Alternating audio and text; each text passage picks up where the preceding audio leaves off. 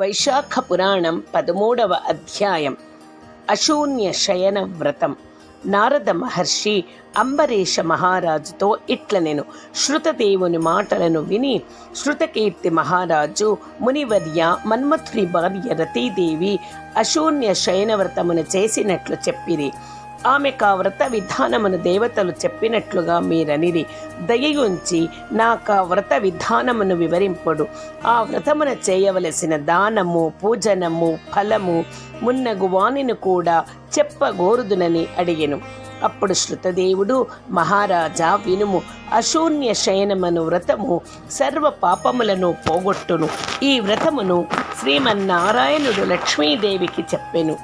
ఈ వ్రతమునాచరించినచో నీల మేఘశ్యాముడగు విష్ణువు లక్ష్మీ సమేతముగా ప్రసన్నుడై సర్వ పాపములను పోగొట్టి సర్వ శుభములను ఇచ్చును. ఈ వ్రతమునాచరించి గృహస్థ ధర్మములు పాటించిన వారు సఫలమైన గృహస్థ జీవనమును గడిపి సర్వ సంపదలను పొందుదురు. అట్లు చేయని వారికి శుభములెట్లు కలుగును? శ్రావణ మాసమున శుద్ధ విధియంది వ్రతమునాచరింపవలెను.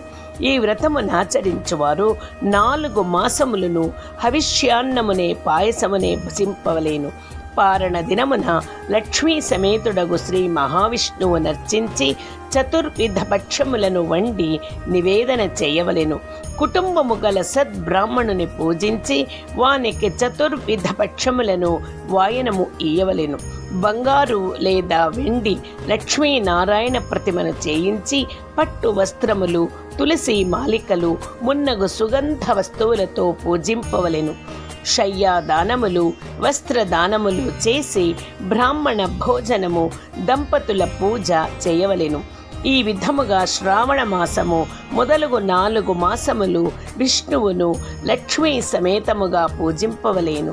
తర్వాత మార్గశీర్షము, పుష్యము, మాఘము, పాల్గొనము అను మాసములందు లక్ష్మీ సమేతుడగు శ్రీమన్నారాయణుని పూజింపవలేను.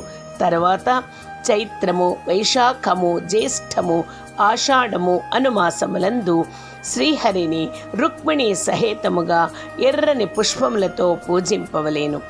భూదేవ సహితుడు సనందనాదిముని సంస్థుతుడు పరిశుద్ధుడగు శ్రీ మహావిష్ణువు నర్చింపవలేను.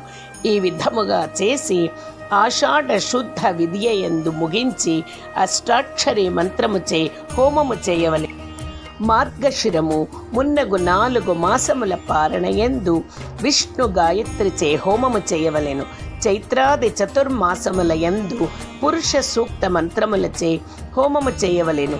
పంచామృతములను, పాయసమును, నేతితో వండిన బూరెలను నివేదింపవలెను. శ్రావణాది మాస చతుష్టయమున పూజ, హోమము, భక్ష్య నివేదన చేయవలెను. లక్ష్మీనారాయణ ప్రతిమను శ్రావణాది మాస చతుష్టయ పూజకు ముందుగానే దానమియ్యవలెను.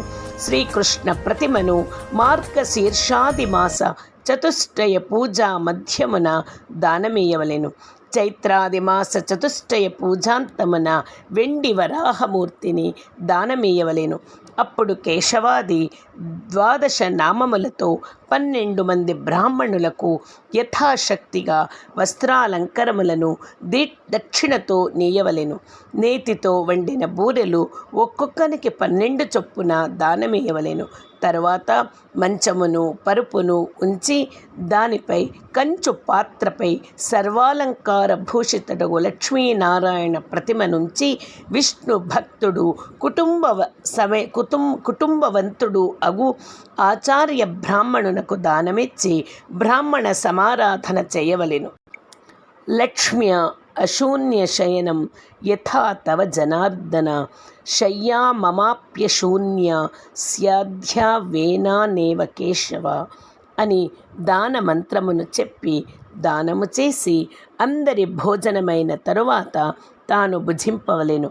పై శ్లోకభావము: స్వామి జనార్దన, నీ శయ్య లక్ష్మీ సహితమై ఉన్నట్లుగా నా శయ్యము సదా అశూన్యమై ఈ శయ్యాదానము చేనుండుగాక. ఈ వ్రతమును భార్య లేని పురుషుడును, విధవా స్త్రీయను, దంపతులను ఎవరైనను చేసుకునవచ్చును. శృతదేవ మహారాజా, నేను నీకీ వ్రతమును పూర్తిగా వివరించి తిని, ఈ వ్రతమునాచరించిన శ్రీ మహావిష్ణువు ప్రసన్నుడగును.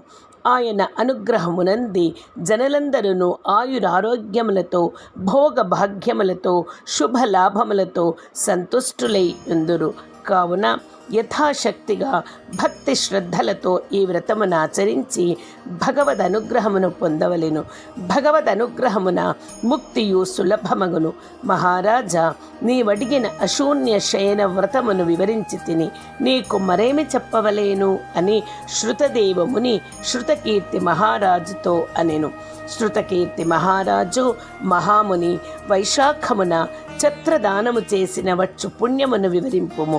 శుభకరములై వైశాఖమాస వ్రతాంగ విధానములెంత విన్నను నాకు తృప్తి కలుగుటలేదు అని అడిగెను. వైశాఖ పురాణం 13వ అధ్యాయం సంపూర్ణ.